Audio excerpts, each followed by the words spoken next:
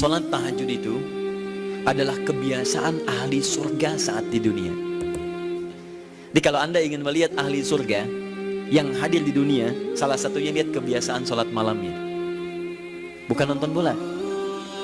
Dan tidak dikalahkan oleh bola. Dia nggak peduli mau Kroasia menang 2-1 lawan Inggris, dia nggak peduli. Ya, mau Prancis menang 1-0 lawan Belgia, dia nggak peduli. Pokoknya terserah, yang penting juaranya Prancis misalnya, gitu kan? Tidak. Dia nggak peduli, mau siapapun nggak ada masalah. Dan tidak dikalahkan. Jadi kalau Anda ingin melihat kebiasaan ahli surga saat di dunia, lihat kebiasaan malamnya. Kalau dia bangun dan mengalahkan semua kebiasaan malam ahli dunia, maka itulah ahli surga. Salah satu kebiasaannya. Ya, kalau nanti turunan dari tahajud yang muncul, nanti saya terangkan. Yang berhasil tahajud, ciri-cirinya begini.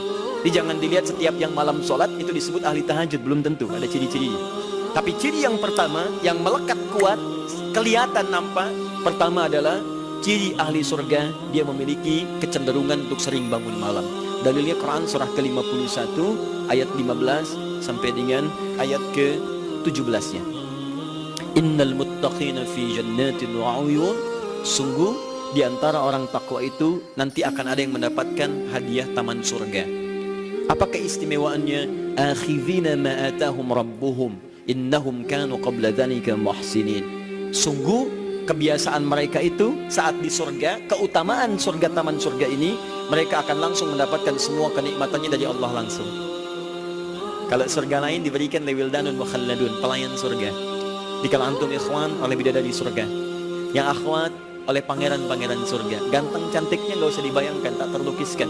Ada hurun in, ada seperti mutiara, ada seperti berlian, indah sekali. Dan kata Nabi, mala ainan ra'at wala udhunun sami'at wala khatara ala qalbi bashar. Ya, nggak pernah dilihat di bumi. Dia mengantarkan di aqwabi wa abariqa wa ka'sin min ma'in, bawa gelas-gelas yang berleburan mutiara, emas dan sebagainya. Nggak seperti ini, nggak ada merek akhir TV di sana nanti. Ya, semuanya indah. Tapi nggak terbayang. Tapi taman surga tidak. Allah langsung yang berikan tanpa perantara. Kun fayakun, gak usah dibayangkan, laisa kamitslihi syai', ada seketika. Tapi yang hebat, apa kebiasaan ini? Kata Al-Quran langsung, ini Allah yang mempersaksikan. Innahum kanu qabla dzalika muhsinin. Mereka itu ahli ihsan saat di dunia. Ayat 17-nya, kanu qalila minal laili ma yahja'un. Mereka itu malamnya sedikit tidurnya. Jadi punya kebiasaan bangun malam. Jadi kalau Anda, ini cara memahami ayat tuh begini. Cara memahami ayat seperti ini, jangan mencari orang lain. Anda sendiri yang jadi bagian dari ayat itu. Jadi itu diinformasikan pada kita sebagai tawaran. Kita mau nggak berniaga dengan ayat itu? Mau nggak menjadi bagian dari ahli surga itu? Jadi jangan sibuk mencari kebiasaan orang. Kenapa Anda tidak membiasakan diri jadi bagiannya? Ya, jadi coba cek dari keluarga. Ada nggak sudah jadi bagian dari ahli surga di keluarga Anda? Sekarang pulang ke rumah, coba lihat dari sekian orang yang ada di rumah berapa yang bangun. Mula-mula cuma 2 orang menikah suami istri belum bangun. Allah kirimkan anak belum bangun. Sudah ada cucu belum bangun. 10 orang di rumah nggak ada yang bangun. Masa satu pun nggak ada yang jadi ahli surga? Ayo coba. Makanya karena saking tingginya ayat ini, Nabi sampai membangunkan istrinya, membangunkan menantunya, membangunkan anaknya Fatimah Az-Zahra, menantunya Ali bin Abi Thalib. Dibangunkan oleh beliau, ayo bangun, bangun, bangun. Saking inginnya keluarga Nabi terpancar cahaya surga sejak mulai di dunianya. Teman-teman pulang ke rumah ya, coba lihat tuh. Anak-anak yang di pesantren kalau pulang dan sebagainya, malam bangun gak dia? Coba biasakan, bangun, bangun, bangun. Dan Anda akan rasakan hal yang sangat berbeda. 2. Tadi tambah 1 ya, berarti 5. Sekarang yang ke-6. Orang-orang yang rajin bangun malam, itu orang-orang yang mendapatkan pujian langsung dari Allah Subhanahu wa ta'ala. Jadi kalau Anda ingin melihat orang yang dipuji Allah, itu lihat orang yang sering bangun malam, tahajud. Di antara dalilnya Quran surah ke-32 ayat ke-16. Tatajafa junubuhum 'anil madaji' yad'una rabbahum khaufan wa tama'an wa mimma razaqnahum yunfiqun. Setelah kita sujud itu ayat sajadah, Allah terangkan. Itu indah sekali kaitannya. Nih, di antara orang sujud ini ada yang lebih hebat lagi. Kalau Anda sholat subuh baca misalnya ayat sajadah, sujud, Allah terangkan di antara sifat orang yang rajin sujud ini adalah orang-orang yang rajin tahajud. Tatajafa junubuhum 'anil madaji'. Mereka sering menghindari tempat tidur di malam harinya. Maksudnya apa? Rajin tahajudnya. Ada orang-orang yang dipuji oleh Allah Subhanahu wa Ta'ala karena kebiasaan malamnya dia menghindarkan diri dari tempat tidur. Maksudnya bukan nggak tidur, rajin bangun malamnya. Rajin bangun malam. Bapak Ibu kurang apa lagi ya? Kalau ada orang dipuji misalnya saat di dunia, presiden memuji seseorang, artinya presiden menyukai dia. Artinya presiden menjamin kemudahan baginya. Kalau ada orang yang dipuji Allah, artinya Allah mencintai dia dan menjamin kemudahan dalam kehidupannya. Maka dekati orang-orang seperti ini. Saya sarankan kalau antum punya teman, ikhwan sekalian, sedang mabit misalnya atau tugas dinas keluar, tiba-tiba tengah malam di hotel dia bangun sholat, itu teman terbaik Anda. Saya katakan pada Anda, tandai orang ini dan dekati dia saat di kantor. Bangun ukhuwah dengannya, persahabatan dengannya. Maka ketika Anda mendekati orang-orang yang dipuji oleh Allah, maka Anda pun akan kedapatan bagian dari pujiannya. Karena mustahil orang yang dijaga oleh Allah mengajak Anda pada maksiat. Itu mustahil. Mustahil. Sama teman-teman yang masih di kampus, kalau malam-malam misalnya di asrama atau pulang, tiba-tiba ada orang-orang yang kelihatan sholat malam, dekati orang ini.